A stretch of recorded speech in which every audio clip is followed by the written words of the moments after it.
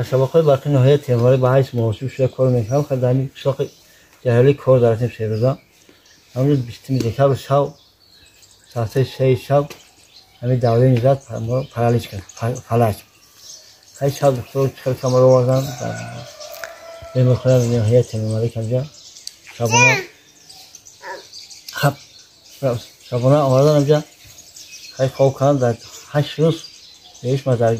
reanimat شدم. شما نمی‌دونم چند کوکا 8 روز خوب کنم 8 روز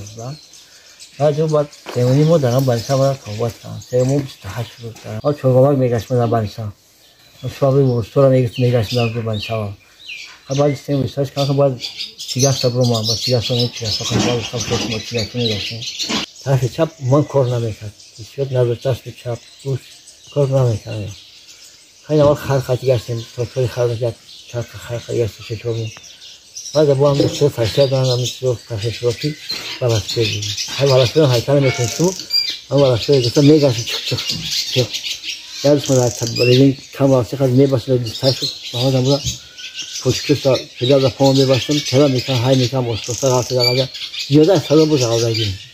تو من همسایه کوچیکی میدونم که میگاش نمیچ میکنم میگاستم استاد با این بالاسته ما همین کنار خیلی میگه سوشی تو ساعت بود با بالاسته میگردم میگاز بود 4-5 روز پیاده میگردم ناحیه وشه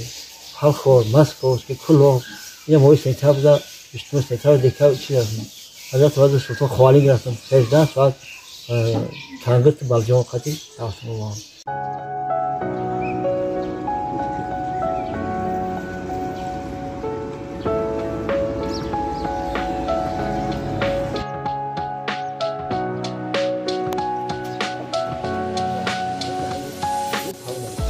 شما دیگه ساعت دبوله برو پای خونه موندگیم